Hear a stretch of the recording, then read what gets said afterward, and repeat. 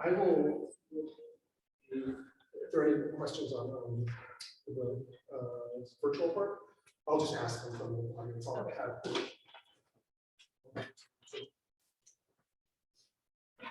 All right. Hello, I'm Javier Ramirez, and along with Kristen Gilbert, run Exile Book World here at the Finance Building in Chicago, downtown Chicago. Welcome to our first in-person event of 2022. We couldn't think of a better way to kick things off than hosting Maud Casey in celebration of the release of her new novel.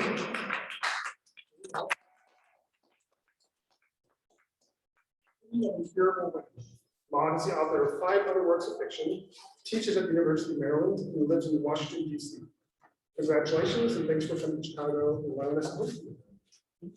Maud will be in conversation with Meirise Meijer, author of the shortest and sweetest bio ever, as well as a couple of great short story collections and 2 novels, most recently in 7th Page. Those of you that aren't lucky enough to be here tonight, we ship all over the country, which means that you can purchase signed copies of City of Incurable Women and 7th Page in the chat. The holidays are right around the corner, so just pile up. Please help me, everyone, and welcome Maud Casey and Meirise Meijer.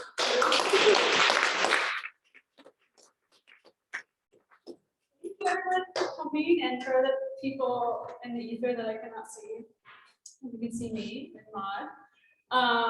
This event is especially nerve-wracking and wonderful for me because Maud was one of my professors at Warren Wilson when I got my MFA in writing. She was the first professor I worked with, and so it's an incredible honor to be with her today and talk about her amazing book. Let me do this. Well, I think maybe we should clarify that I'm not sure I was your teacher as much as you were my teacher. I think it was a very equal playing field. So I'm just so grateful to not have my voice. I've been boosted.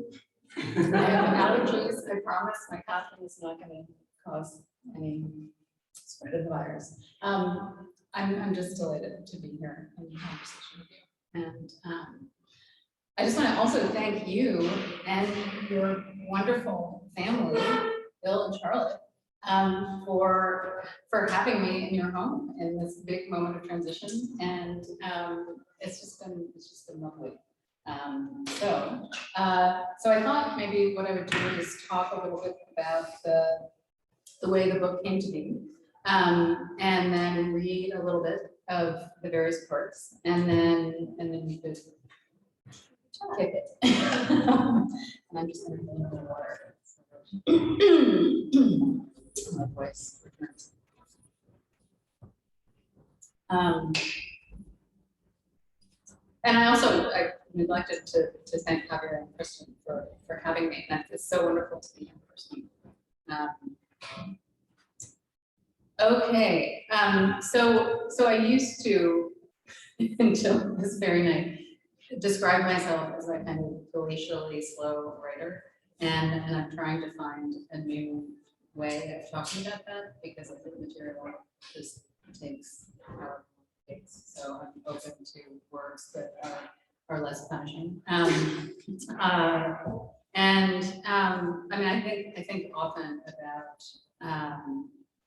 this book by James Lord called The Giacometti Portrait, in which Lord, it's from 1965, and Lord is invited to Giacometti's studio in Paris, ostensibly for 2 days. It ends up being much longer, and Giacometti tries to paint Lord's portrait, and basically the book is this kind of gem of Lord recreating Giacometti storming around his studio, talking about how there's a great chasm between kind of what an artist envisions and what they actually make. and so I always feel like there is that gap, and if it's not a chasm, I'm very pleased. And so in this instance, this book, which is, I call it a book very deliberately because I'm not quite sure what it is, but I meant it, whatever it is that I've made.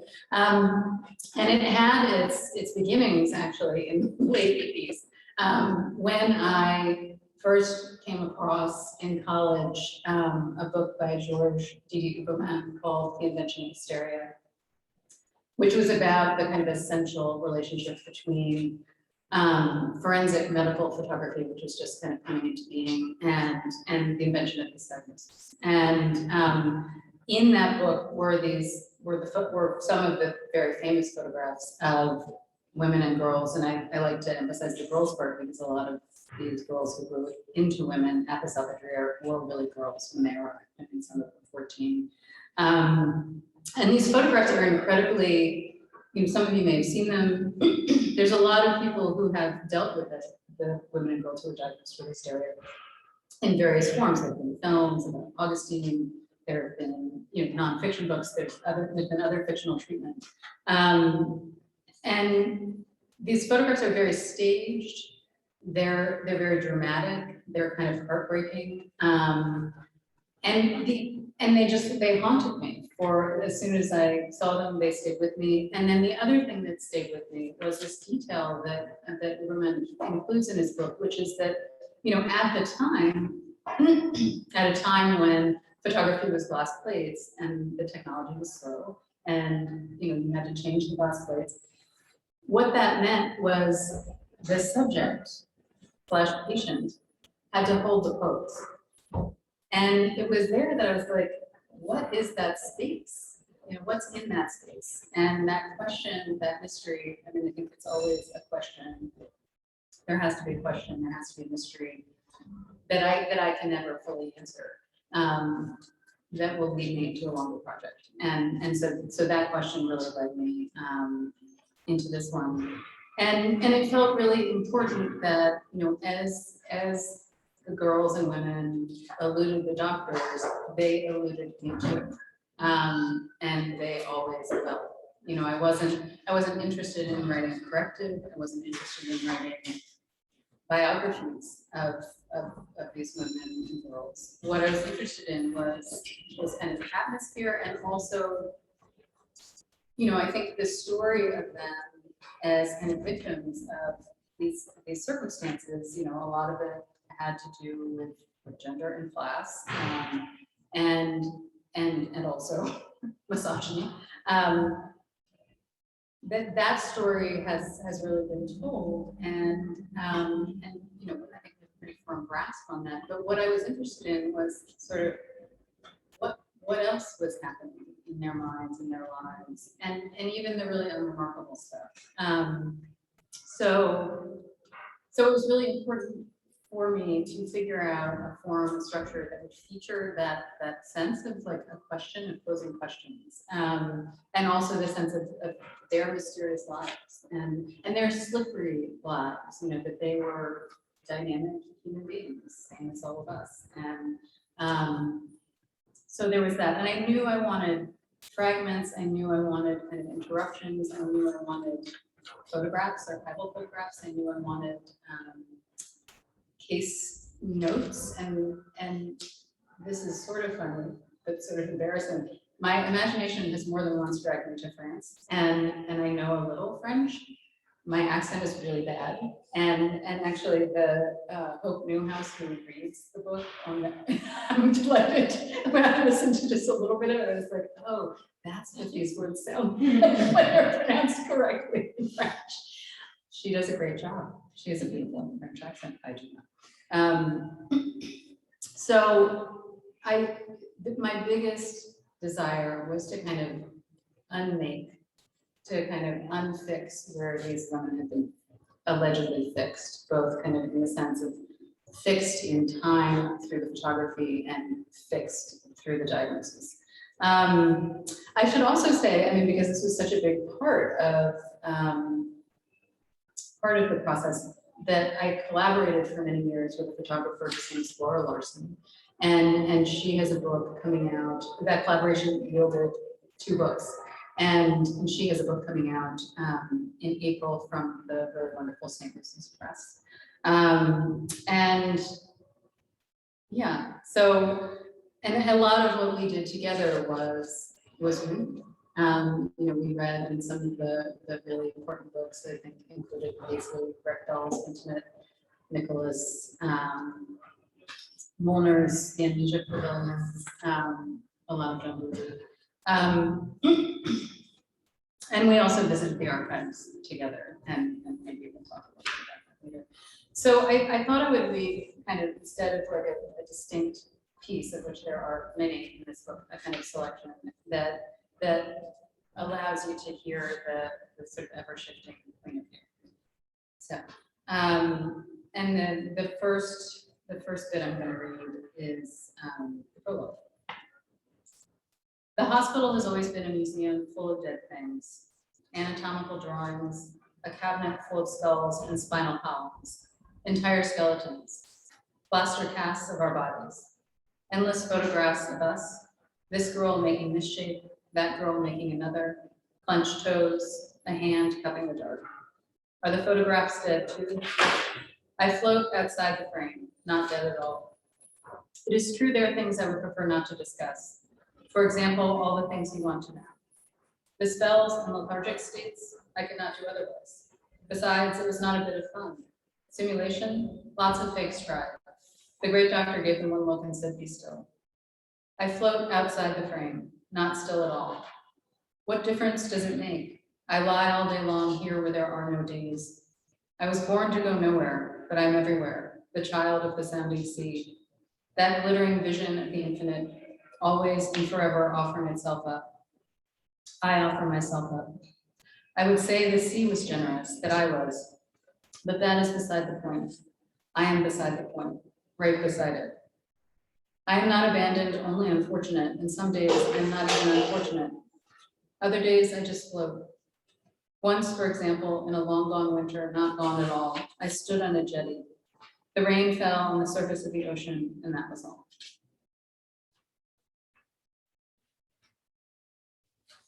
This is from a section called The City Itself, and it begins, as several of the pieces in here do, with a quote from one of the doctors, and this quote is in fact from Jean-Martin Charcot, who was the resurrector and specifier of the diagnosis of hysteria.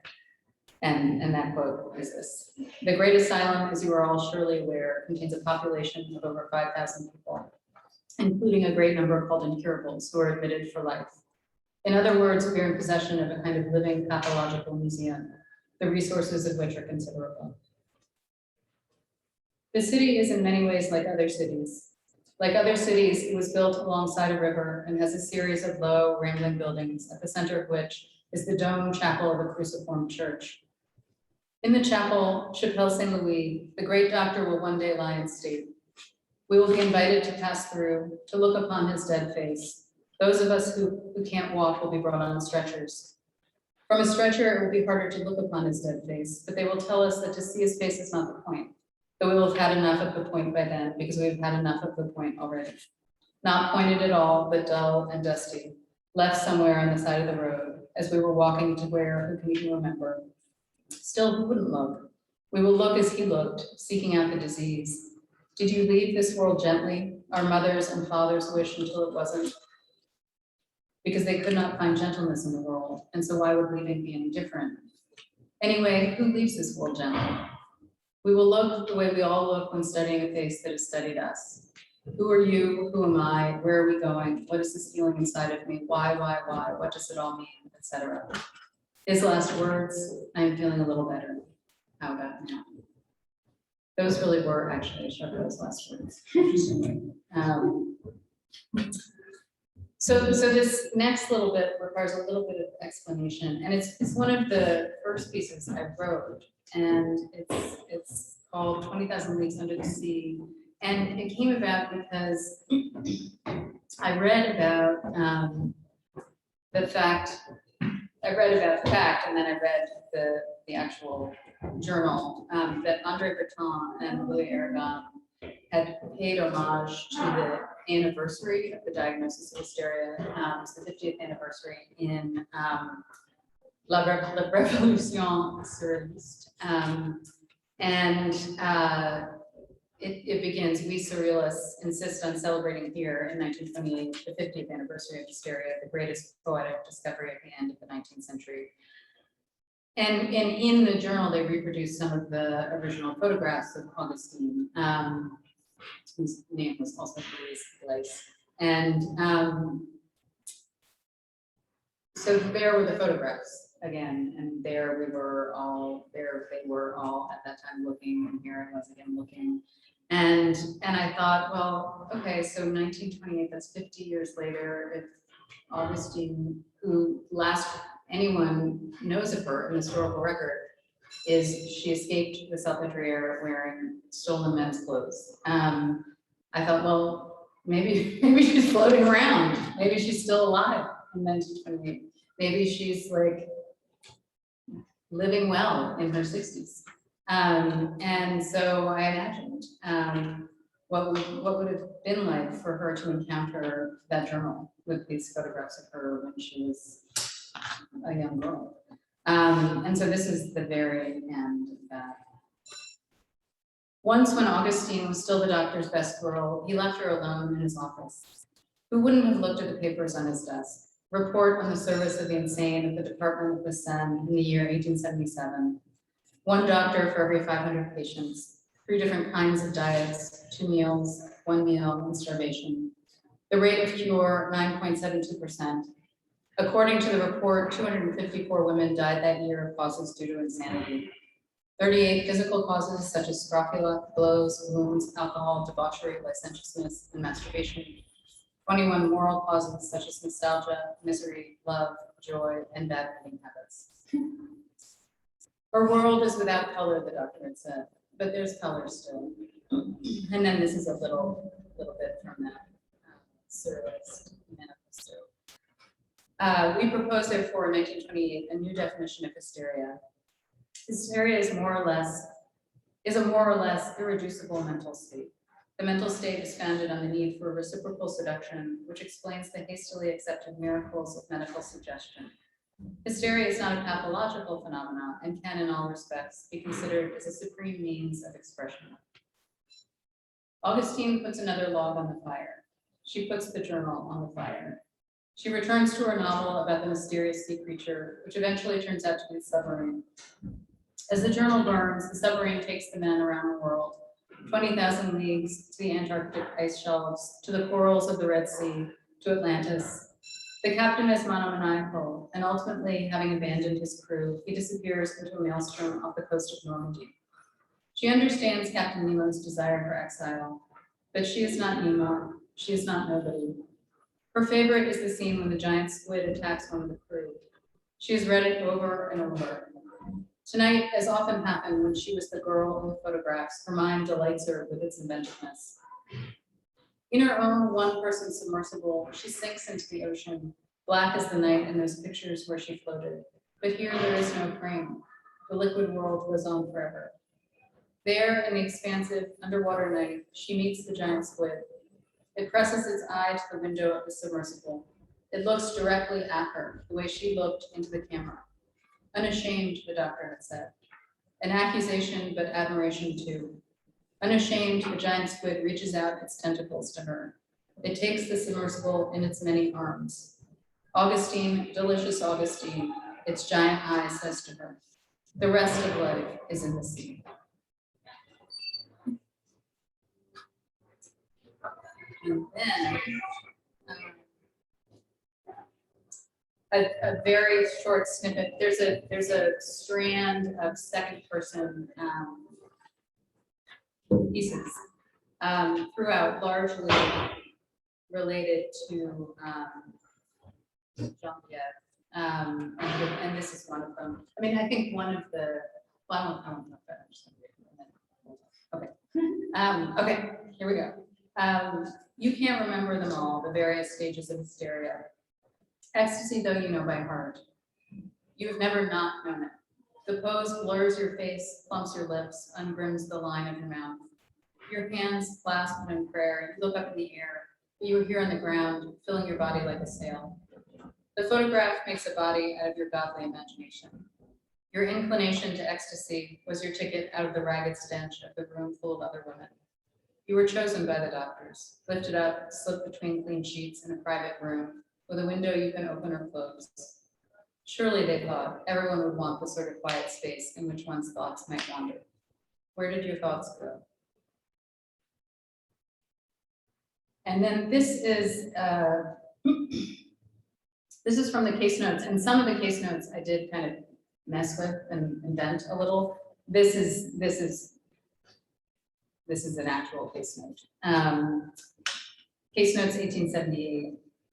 We use the point of a stylus to trace the name of the patient on her chest and on her abdomen. We traced the word salpêtrière. This produced a red stripe that was several centimeters high, and on this band, the letters appeared in relief, about 2 millimeters wide. Little by little, the redness disappeared, but the letters persisted.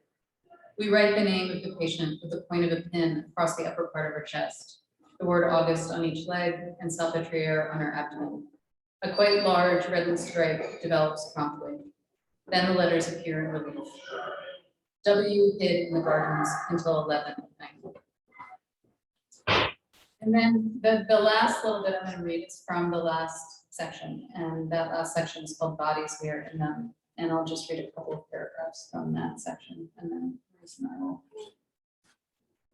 will interlocute. Bodies we are in them. Or maybe in the before we lived by the coast and swam in the sounding sea. We swam in the sea and there were rocks underfoot and birds overhead. These bodies, we were in them and they were in the sea. There were days, seconds, when the difference between these bodies and the sea went away. The light on the water and the wave, and the next wave always coming. When we staggered out of the waves, the sand sucked at our ankles, sucking us down. The water didn't want to leave us. Its salt clings to us still. Sometimes a door swings open and an eye breaks free. An eye who walked in the night from the factory to the dormitory where she once lived. An eye so small before the moon, while in the forest the trees grow bigger. The moon grows too. I am small, but I make enormous soul-sized shadows on the road. Her loneliness, her shadow. Here in the blurry dark, I take shape. I return, my loneliness, my shadow. Then I'm gone, same as those from the before who may or may not still be living in the world of regular days. Mother, father, sister, brother. They appear in our dreams, and how are they not here with us in the smell of damp stone and near bodies? We wake up, and of course they are not here, but we are. The cypress tree reaches toward the sun, branches bending and dividing, as joyous as we were at being in the water, at becoming light flashing on its surface. No, even then, we knew it was not joy the trees felt. It was something better. To be a tree was to be without the burden of joy, which gives way eventually, we would learn soon enough, to nostalgia. To be a tree, to lean in the direction of the sun, not in order to forget, but because that is simply what you were meant to do. In the winter, the world shrank to a cold dot of light. The stripped tree branches carved lines into the sky as full of yearning as when they leaned into the summer sun, but not yearning at all. We will never understand. Whatever season nature goes about its business when we aren't looking. Its magnificence doesn't need us to look. Read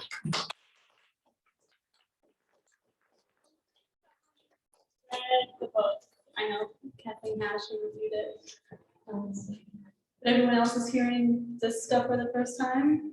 Yeah, and even from those little bits, you can tell that it's an amazingly constructed book and with such an attention to language and to detail that really brings these voices alive in a very direct and tactile and emotional way. And as you were reading, I was thinking about the way the book shifts from we to you to I and then back to the we, and how you talk about the hospital as a museum, a place where people are looked at, especially these women. And you know, Mom was telling me yesterday about these photographs on the walls of the hospital that the women were looking at these representations of themselves in these, you know, hysterical states. And so that the hospital was a place where you could look at yourself and your disease in a way that seems very strange now. And I was wondering about how you felt writing about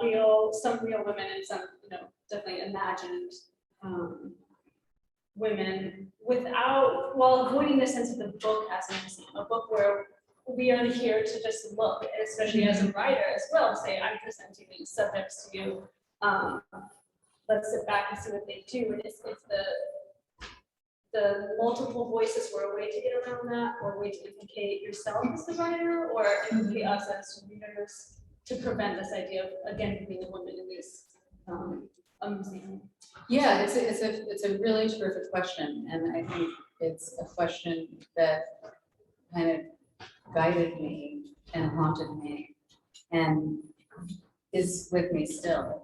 But certainly, I mean, I think I can break it down into a couple of different parts. One is I wanted to provide enough historical context so that so there was like something there was almost like a structure that could hold but not contain, like a porous structure, like not a solid house, but just the frame. And it feels that way. Well, that is high praise. And then you know, in producing that structure, there was also the problem and the question of, you know, I didn't want to, as the surrealists did, reproduce the photographs, and I do in fact reproduce some of the photographs, and I really thought long and hard about that. I mean, that in the book, there's a reproduction of a page of the journal, the Surrealist Journal. There are a couple of photographs of one of the women, and I think that I don't think I got around it. I think I'm right now like saying I did this thing, but in those sections, the perspective is second person, and I mean, it worked as second person can, you know, with you being the character, but it also worked as a kind of direct address, and my hope was that it allowed me to feature myself kind of having the impossible conversation, a conversation that I could never have, but just sort of featuring that effort of kind of asking, you know, where did your thoughts go? Who are you? And that effort to kind of connect, which is failed, but kind of allowing that failure to be featured.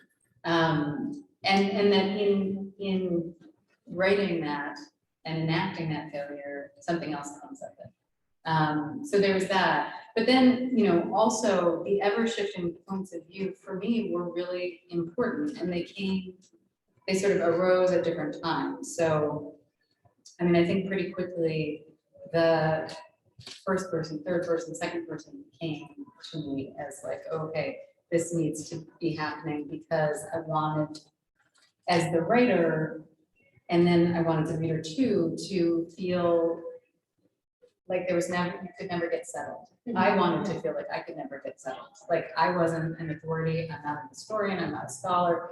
Even if I were, you know, that there was no way to get purchase on these selves, which were like all of ourselves, containing multitudes and slippery and evasive and textured and ever shifting. And so there was that.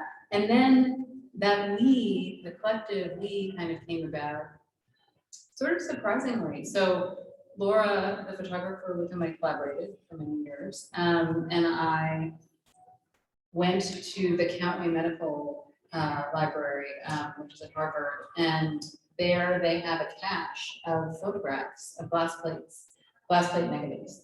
And what was particularly striking about that was that these glass plate negatives they were basically like intake photographs of women who weren't the sort of renowned, celebrated patients. These were women who knows what became of them. You know, many of them probably died in the hospital. Actually, it was through having a conversation with Bill last night that I realized this other profound aspect of those photographs, which is these women had not yet learned the phases of hysteria. They had not yet seen the pictures of themselves on the wall. They had not yet kind of understood or been coached for any of the things that Charcot made possible in order for their pain to be legible. as hysteria. And so these were women who just were in like raw states of kind of distress and collapse. And the eerie thing about those photographs, they're negative. So what's dark is light, what's light is dark. They're kind of spectral, they're glowing. And then there's the fact of, photography is made of light. And there I was holding these photographs that were like the light from the 19th century, these women, and I was profoundly moved. I also wished, why are you letting me hold these? I'm gonna drop them. That was the next thing that's gonna happen. It did not. But I think it was sometime after that I thought, oh right, there needs to be a voice that is a collective voice, that is not speaking for the collective, but speaking to it and kind of accounting for these women who are lost completely to history. And then also it allowed for kind of that sort of transcending of time. Like there's this way in which that voice floats outside of time, which then I felt also kind of featured me as a writer, or just the writing of it. Right, and that feels very, like, you included that from the very beginning of that. Yeah. This description of like, we float Yeah. beyond the Yeah. images and beyond the text and beyond Yeah. the hospital, and Yeah. the whole text has that quality of like, it's haunted, the repetitions of we're beside the points of whatever has been said about these women and whatever has been decided about them. The book keeps insisting, it's like, well, you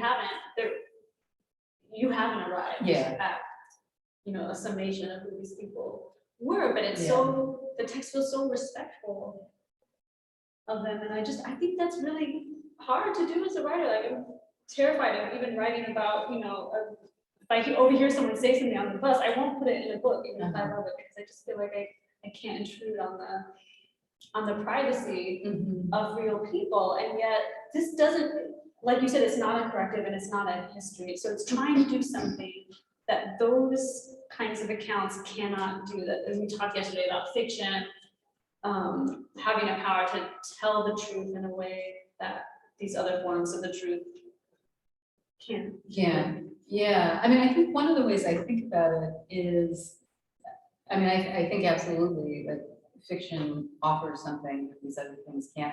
I guess I've started to think about it as less truth-telling than as, if sort of the historical record for these women, if the diagnoses that were meant to kind of sum them up or fix them or whatever, like if that is like this received, promoted truth, then it's also like a knot. And I feel like fiction can just sort of like, I'm just gonna pull that and unravel it and then see what happens. And so it's like, it doesn't remake the knot, it just undoes it. And so I felt like part of what I really wanted to do here was like undo the knot and kind of unravel it and unfix it and see what happened. And I think that part of the struggle with this book for me was, in addition to like passing an enormous amount of historical information into something, to an oil that I could use, there was also the feeling of, what is the structure? It took me so long to figure that out. It took me a really long time. I mean, the prologue came at the very end, and then, now it feels like how could the book exist without it? So it just was a lot of sort of how do I make these pieces fit? How do I create repetitions across sections that will be kind of, that the reader can hear but not be kind of bludgeoned by? Yeah.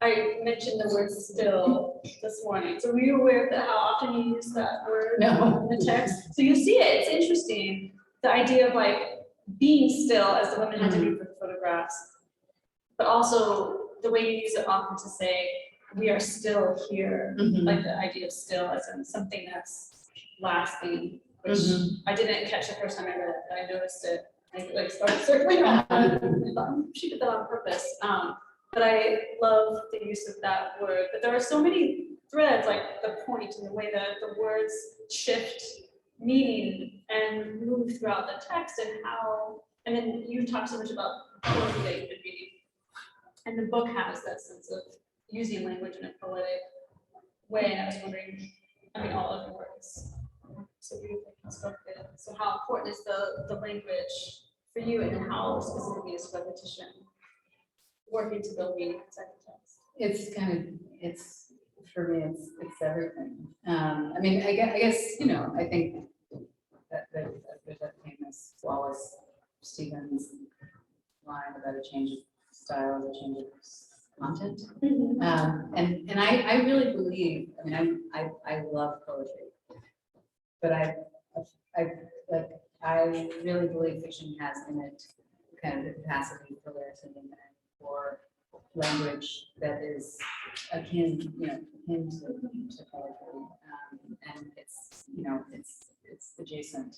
And I mean, here's where I'm gonna like throw the question back on you a bit. I mean, because I feel like you too, like the sound of sentences is so important to you, and it's never not in service of youth. Would you say that's true? Yeah, but also that there's like meaning in the sound.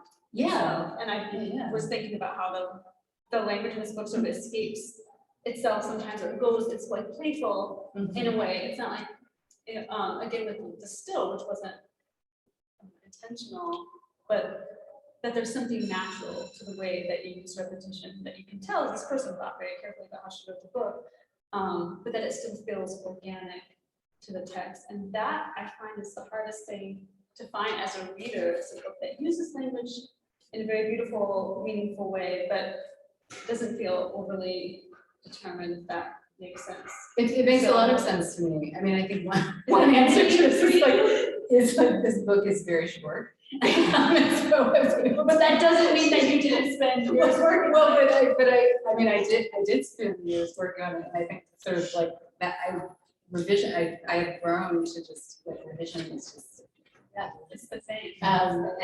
And part of that pleasure is just like the sentences. It's just like, and now I can bring the sea back in. And now there's another opportunity to image the piece. I didn't even realize it was with her. I wasn't even aware of when you said that to me this afternoon about like, I'm gonna talk to you about still. She looked frightened. She was, and then in my head, I sort of was thinking, oh, it must have to do with sort of the stillness of the photographs. But what's interesting is I wasn't even aware. Like you're such a good reader, and so I'm deeply honored that you have read my book so carefully. But like one of the things I noticed that thing you just noticed that I didn't even realize was that there's like the stillness of the photographs, but the still, as in I'm still here, is moving. yes. And so that's what there's it is. that. And that really, so I think the way that you honor the subject as an abstract concept, women have people have been used bodies that have been used this way throughout history, but also these specific women as real people. So just that the stillness is moving, and that is what, if writing or art can capture these things, we can pass it on only ours, maybe not ours at all. It's that it's making that feel. This is a book about a very particular point in history and time and a very specific place, and yet, and you stay there. It's not just using that to make a statement about, whatever women in patriarchy now, but the now is in there just because you do pay attention and you sit with it and you honor it in its own space. And I think that's how you work. And so many books try to do the opposite. They try to think, I'm going to use this as a metaphor to really talk about my own situation or whatever. And you see that right away, and then it doesn't. That's where I feel like the book becomes a museum. It's almost abusive of the inspiration. And the way that you avoid doing that in this book is really remarkable in a way. And a guide for me is like, okay, my own struggles of thinking about writing some things that are real or true and figuring out how to do that and how to use the eye and all that stuff, which is really hard for me as someone who likes to imagine be in control of imagining everything, making it all up, so I don't have to be doing justice to anything. So it's just like, oh, here's one way to do it that's really successful. And then as we were just reading today, there was a line that I thought was sweet. Privacy like history is something worth imagining, and that's a theme too, the privacy and things for women. There's one line about some things I held for myself and some things I didn't know about myself at all. I held up. You say it much more beautifully, but I was just so stuck on that. Like, privacy is something worth imagining. I think that's why I like to write, because I like to spy on people and like in real life, but also my imagination is like, what is the private life that I don't have access to, and I shouldn't maybe have access to. But writing lets me do it, and I do think it is worth imagining, because once you get in there. Yeah, well, I mean, I think you're describing what for me is kind of fiction's particular gift, right? Is that it allows us access to the mystery of other consciousnesses. I mean, I really love, there's in Forster's aspects of the novel, he has those 2 chapters that are about character, but he calls them people, and people do. It's just like, and in one of those chapters, he talks about how we can all know each other approximately, our friends, our acquaintances, even our most beloved, we can only know when we can know them better than acquaintance, but we can't get inside their heads. We can never bridge that. Yeah, it's your turn, but Okay. whatever. I'll let you pass as a non. I believe it. I believe it. And so, but fiction gives us access to the secret lives of characters. And that idea of privacy, I mean, I think that was another guiding light for me with this book, was that feeling of I wanted to capture the privacy of sort of moments that weren't necessarily, what's the word? That were fleeting, that didn't mean a whole lot. Like the moment, once, for example, in the winter not seeing shedding the rain from the surface of the ocean, and that was all. Like, we all have those moments of sort of just seeing these glimpses of sort of overheard things or whatever. I mean, our whole lives are composed of those moments, and that we don't share them. They're things that, but they're still very much part of our lives. And so that felt very important to kind of capture these moments, which might seem really insignificant, but it sort of helped. It felt like, okay, here's this other moment, outside the cage of like the trauma that these women went through. And then there was also, I really, really believe that characters can keep themselves private from us. Yes. And that too, like they can secret lives and secrets. And so I felt like I wanted these characters but in order to make that happen, you have to build all that and gesture to it. So yeah. I've never heard another writer articulate it the way that you just did, but we were talking about my other experiences at my MFA program, which were not as successful as my experience with Maud. But we were talking about backstory and how when I was a student, I was constantly criticized for not having a backstory in my work, and I wish I'd been able to articulate this idea that I felt that I didn't. One of my professors said, you should know everything about your characters, whether you put on the page or not. You have to know their whole life story, and then that kind of knowing imparts some kind of believability to the page, or that's where we believe you as an author, as an authority. And I think what I really felt was like I resisted that because I said I don't know, and I don't feel like I have the right to know about their past. Like, I'm here to observe what is being shown to me and to record that. And if I don't know what the person, it all started because I didn't name. And he just thought that was outrageous, like, just pick one, you know, like, just, it's not hard, like, don't pick names. And it wasn't for me because I was being coy with the readers, like, I really just didn't know the person's name, and anything that I tried to think of after a certain point, it just didn't feel right. Was it? Maybe I'm not supposed to know her name. Yeah, I mean, well, so people and people too, like you know, those chapter headers are for you as well, you know, Yes. that characters are, they're not people, but you know, it's almost, I always think that in aspects of the novel, it's almost feels like a wonderful mistake, like, you know, somebody just wrote that and then somebody didn't take it out. Somebody was like, oh, okay, that's cool. But I mean, I think there's really that sense of, you know, how do you create a sense of mystery of the person, you know, that approximate mystery and character.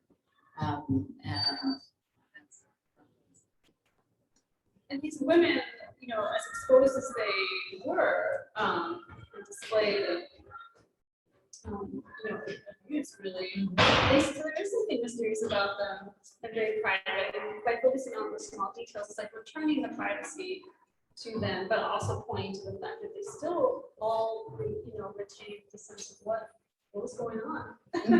Yeah.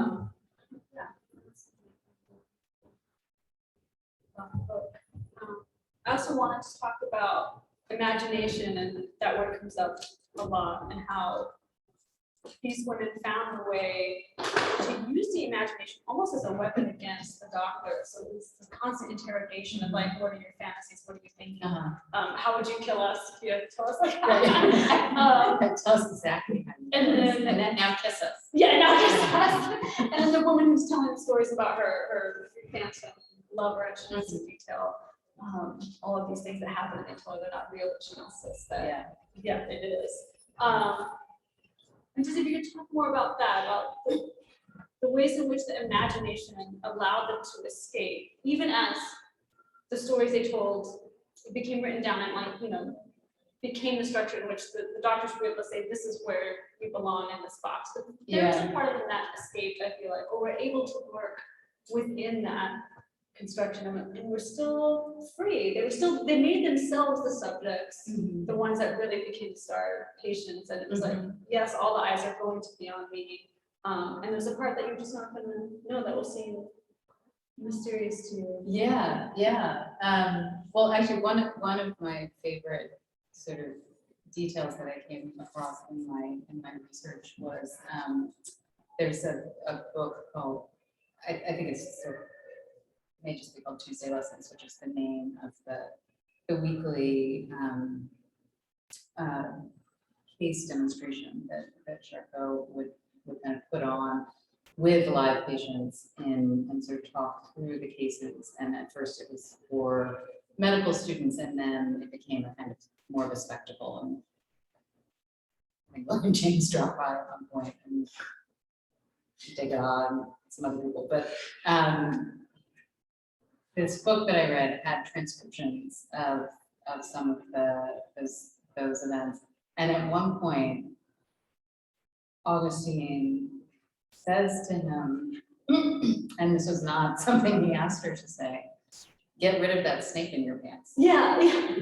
And it's like, dang, wow, okay. And I read that and I thought, now there's some imagination. Like there's some kind of like taking back something.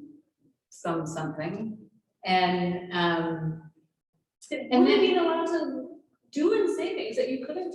So there's that, like, which is very performative and but deeply satisfying to read. And of course I used it in my book. But then there was, I mean, I liked to imagine too, I thought a lot about kind of incurability, like what is that? You know, like, and then started to think like, aren't we all of us incurable? Like, aren't we all mortal? Aren't we all gonna die? and don't we all have desire that won't ever be sated? And so it felt really important too, to kind of, you know, take that word and flip it a little and to feature in some places the women's desire and their private desire, you know, like Augustine saying, get rid of the snake in the pants is very funny. And I also, you know, I wanted to sort of create moments where there was like that kind of, where there was humor too and pleasure. But then there's sort of the, you know, desire is a mess. And what does that look like? I mean, and actually, I mean, this is where I warned you about wanting to get you to talk a little bit about this. Because I mean, I think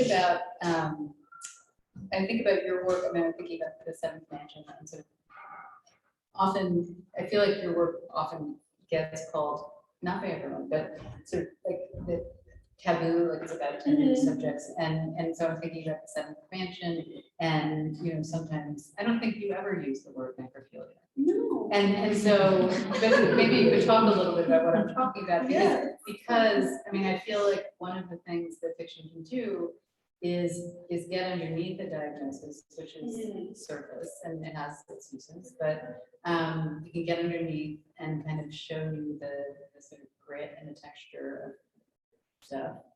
And I was going to say something else, but I'm stopped because I want to hear you talk about this. Yeah, I mean, that's a really good example. I wrote a novel in which a young boy steals the relic of a saint and has a romantic relationship with the body, and also the spiritual dimension to it too, but with the bones themselves. And he would probably be described as an necrophilia outside of the text. Yeah. But I love that you use that word, the diagnosis. It's that label that is the box.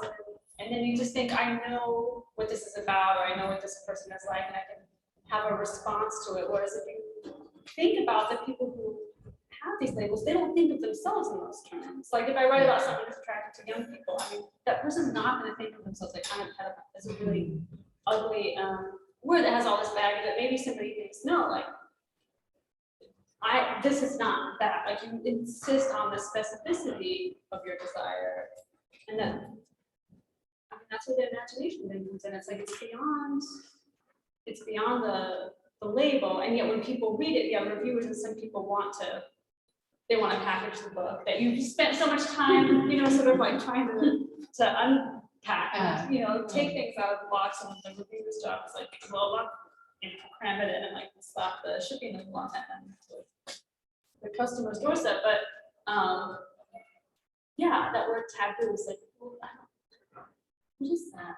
I don't know. Then it makes it seem like you're just trying to find a subject to write about that's fleeting or like or dark or whatever. Yeah. And I think the whole point of it is like, it's everybody. Not everyone wants to obsess with skeleton, but everyone wants these other things that ultimately these characters want. Or not everyone. It doesn't even have to, you know, there are things that you want that other people don't want, but we don't apply those labels to ourselves. Yeah, no, I think that's exactly right. And I think we were talking earlier today about this philosopher historian, Ian Hacking, who I love his work because I feel like he's very interested in thinking about the cultural and political context of diagnoses and how they arise in a particular moment. And there's I can't remember when the DSM-5 came into being, and there was that big kerfuffle around that. He wrote this amazing op-ed for the London Review of Books, in which he wonderfully distilled article that has a lot of his thinking. And one of the things he says about, he says diagnoses are great for health insurance, for community, for lots of things. So he's not, throwing them out, not throwing that baby out with the bathwater. But at the end, he says, the DSM-5 gets or just in general, gets the fundamental nature of things wrong. And I mean, I think you can read that in a lot of different ways, but for me, it's like, as Maryse was saying, I mean, it kind of short circuits kind of more complex thinking about sort of what is pathologized, you know, how is it pathologized? Are there things that might benefit from, I mean, in fiction, I think in particular, like having them unknotted, so that the complexity of a self in its entirety can be the reader can have access to and can kind of feel in a different way, and maybe a deeper way, or yeah. Just unflattens. Yeah. This category is really just really nuance and. I wanted to ask one thing, last thing. That I'm not sure I fully articulated the connection, but you were inspired to write this because you read The Invention of Hysteria by Calvino Prize. Is that partially correct? Yeah. Yeah. I haven't read that one, but I did read Images in Spite of All. Do you know that one? I do know. I read one as well. As the historical. And that book is about, who don't know it, about 4 images, I think, that were smuggled out of Auschwitz of the gas chambers as evidence that the Jews were being exterminated. And there was this whole question of whether anyone should see these images. And he wrote this whole book to argue very passionately that there was something that's absolutely ethical about this type of reporting. You know, and this whole thing about the show is it's unspeakable, so you can't represent it. To represent it is bad somehow. But he's saying no, it's like you have to say it so that you can fight it or you can remember it in the best way. So I was thinking about that argument. Very different context here. I want to conflate the two because there are major differences. But just the power of images themselves, and images which show something that is meant to be hidden and is revealed by somebody else, or like all the power dynamics and what you're saying is so much the light and the darkness, the transparency of the glass plate, but then that there is a shadow cast on it, and that's how it works, and then you can hold it like you were saying, and but taking that as evidence and saying, let's look at it in a different way. That allows us to remember something that we really don't want to forget.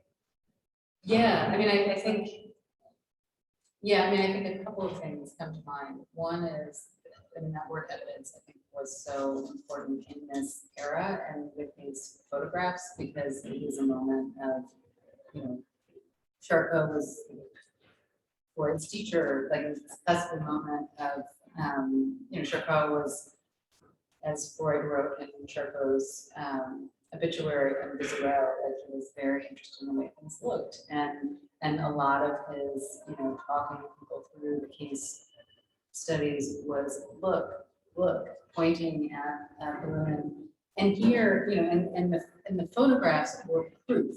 Like it was like the illness was written on the body, like you can see it, here it is, and you know, so that was very surface, like it was very deliberately kind of on the surface of things. And there was this sense of like fixing something, you know, the fixing of the diagnosis, but like the fixing onto a glass plate, these images that told a story. We've caught them. We've got the answer. And I mean, I was just thinking about sort of my own complicity and sort of wanting to feature that to some extent, and you know, the photographs I chose to use, I chose not to use the photographs from the Countway, and part of that had to do with this feeling of like these, I don't want to, like these feel too raw, as if there were a spectrum. I mean, I'm not sure, you know, who knows if I made the right choice. But they're lesser seen, other than these other ones that have been reproduced. The other ones have been reproduced. But yeah, I mean, I'm glad to hear you say, and I'm grateful for just your attentiveness to this book. In general, I mean, I was very glad to hear you say that this is in evidence, so like that's part of what is happened. Yeah, and you, I mean, you open the book with the, to my fellow incurable, so there's a sense of like putting the I in the we, and it's a great choice. So I would like to read a section, just one of the many sections that I think is beautiful, and then you can ask questions. Sure. Yeah. And just listen to how beautiful it sounds, and then, of course, all the great things that it means through the sentence too. We, the unbest, may never have seen the amphitheater door again, but in the before we saw many doors, endless doors, broken down doors, doors we broke down, doors we crawled, walked, sashayed, were coaxed, led, dragged through. Once we walked through the door into the era of soul silence, doors began shutting all around us. And then they disappeared. Those doors that led all sorts of places. Where did they go?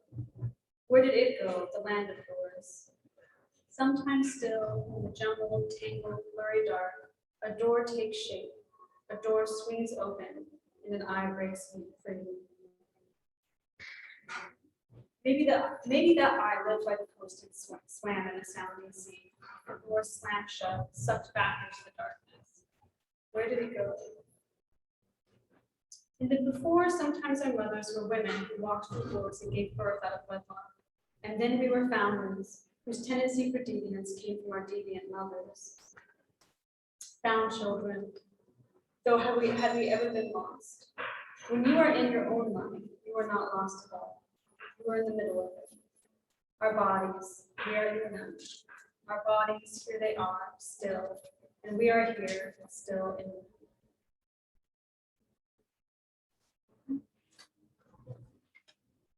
So, questions, thoughts?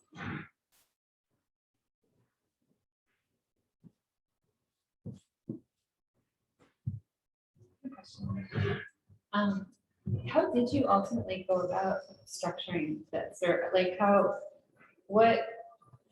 do you ultimately give something like this form? Is it a kind of arc you were looking for, or was it just the voice and the piece that you were looking to sort of sequence in a particularly effective way? It's a really good question, and I think it was sort of a rhythm I wanted to establish, and then it was trying to balance a couple of things. I mean, one was kind of how and where do I provide the historical context? So like the photographs, the archival photographs, because there's some archival photographs of the salvatorio itself. And so I thought, well, maybe having an image or two of the hospital itself up front would be helpful. And at a certain point, I thought, okay, well, so the city, which I read a little bit from, kind of as it goes on, it provides a sort of, it's based on, inspired by, in docudrama terms, the history of the hospital, which began as a gunpowder factory, and so kind of laying out that and bringing into the fore that collective voice. So I knew I wanted that up front, and then I mean, truly, I am a big believer in like turning fiction into a visual art project as quickly as possible. You know, it's sort of, like, I like to work around artists because I like the idea of sort of tangible things, and I like to be reminded that language is material. So in the process of writing this book, I got a big desk that I could lay things out on, and so there was just a lot of moving things around.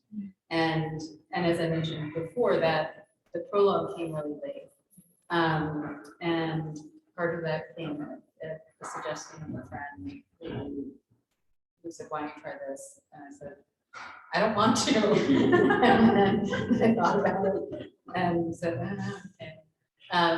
But what it did was really important for what I wanted the book to do, which was it started with a singular voice that was kind of speaking from the collective. It was like an I that emerged from the we, but it ended on this, one of those fleeting moments where it was like, this is how I want the reader to pay attention. Like, this is what I want to train the reader to do. Like, this is the door through which I would like the reader to walk. So yeah, there was a lot of iterations, and you know, for a long time, Laura and I were working together, and so we were thinking through sequence together, and so I owe a lot to conversations with her, and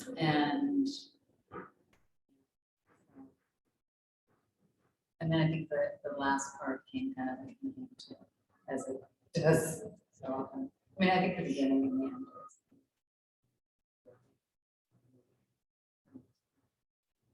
I hope for others too.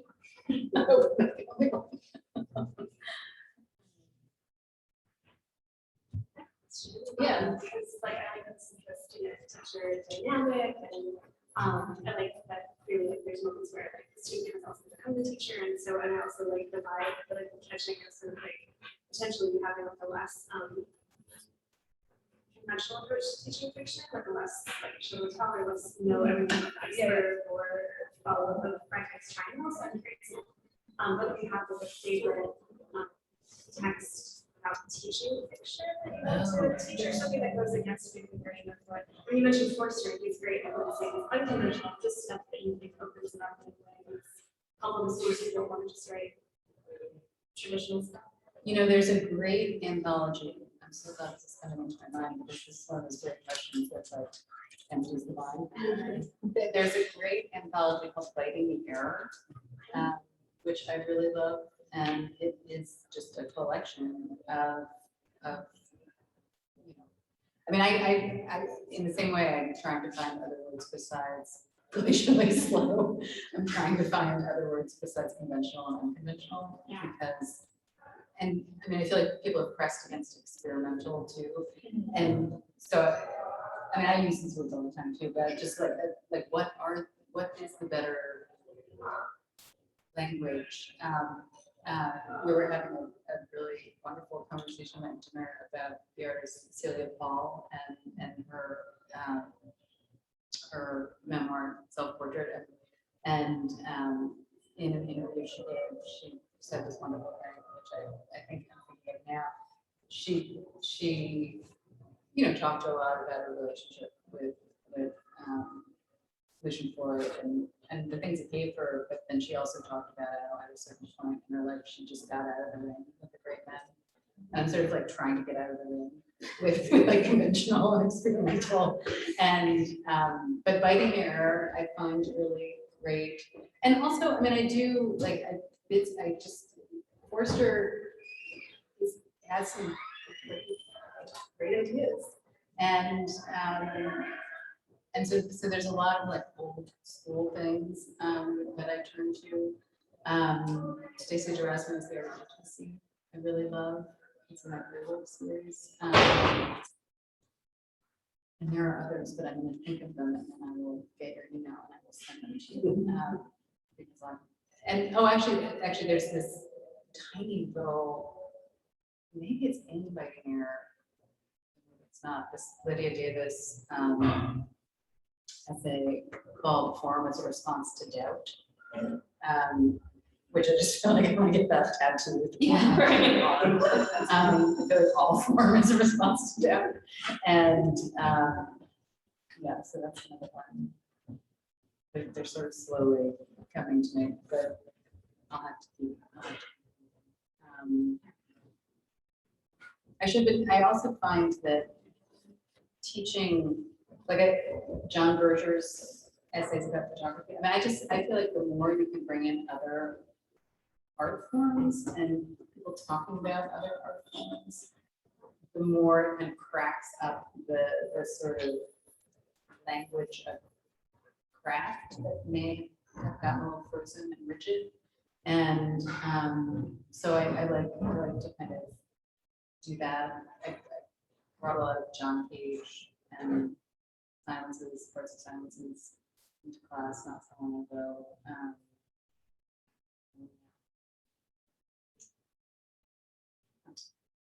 you have to first establish a foundation of craft before you start crafting Cracking it. up. I mean, I think, you know, I think, you know, I've only just started reading this book, so I can't speak to it authoritatively, but I just started reading the Matthew Scalisse's Craft in the Real World, and I think he makes a great point, which is like craft as same as diagnoses grow out of a particular context. And so I think you can do both at the same time. Like I don't think you necessarily like you have to like learn the language of Learn the before you break them. right, because why not just break? And also who decides what they are, like what Yeah. are they? Who gets to say what? Yeah. Yeah, so sort of a strange notion that there's something that's already there. Actually, you know, I just remember an essay that I really love. It's a very old essay. It's in Nabokov's little book on Gogol, like Gogol, and it's Apotheosis of the Mask, and it's about the overcoat. And at the very end, he's describing, like, this is his description of the story. So to sum it all up, this is the way it goes. Mumble, mumble, lyrical something, blah, blah, blah, blah, fantastical climax, mumble, mumble, and back into the chaos from which it all derives. It is like one of the smartest descriptions of a story I've ever read. And I feel like that's what I try to say to my students and say to myself, like, you are trying to say things that haven't been said. Like criticism is like writing, you know, it's like any writing. Like you are trying to speak in an original way and say, and find, so like, it's hard to say, to describe art. It should be hard. And it's good to read a lot so you have language and so you know more about kind of ways to jump off from other people's ideas and what other people have thought. But I just love that Nabokov so much because it's so freeing. It's like, yeah, that is what they were like. Mumble the wave, and that's the climax, and back into the chaos. Yes. Okay. Are you a writer? Sure, that's a complicated question. Do you write things? Yes. Okay, sure. You have a lot of. Yeah. Sorry, I was wondering, was there a specific topic that was attached to each perspective, or how did you decide where each one? Yeah, that's a really It was like, reading it, it was kind of hard to, because it constantly changed. yeah. So my brain, I was like, what am I doing? What's happening? So, and I bought this book like last week, and where, so it was a little bit fast-paced for me, but I was just wondering if there was like a specific topic in mind, like switching the voice. Yeah, it's a really good question, and it took me a really long time to figure it out, and so I think, you know, because there were in Charcot's stable of hysterics, there were three especially renowned women, and so for each of them, for Augustine, there's a third person perspective. For Geneviève, there's a second person perspective. For Blanche, there is a first person perspective. But then there are actually other, and now I'm losing sense of what would it be like to encounter this book?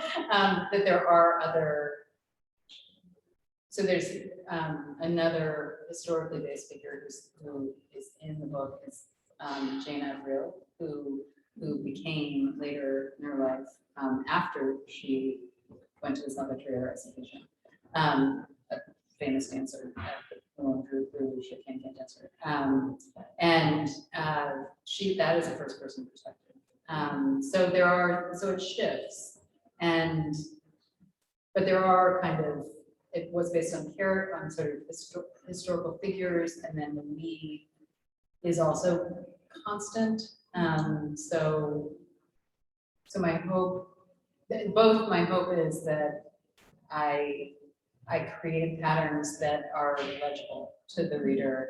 And then, I mean, in some ways, that you felt like a little off balance is that's kind of what I'm hoping to create, not in an annoying way. But, you know, because I felt a little off balance writing it, and I wanted to feel that way because I think I didn't want to be, because I didn't feel comfortable. I felt like I had to be really careful with this material. But thank you so much for reading.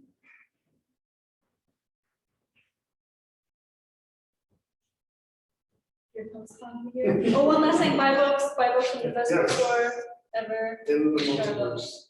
Just buy. In all the verses. Thanks everyone for coming out tonight, those of you that tuned in. Did you have signed copies? Not yet, but in the future. Anyway. We'll sign some overeas. So come on in, we're gonna have a little party. Feel free to stick around, we'll have some wines and beers and With burgers. animal Cookies and other things, You're gonna want some. other delights. So yeah, thank you everyone for coming out. Thank you all for tuning in. City of Incurable Women, my mom Casey, buying tons of copies. And, thank you so much. Thanks, everyone.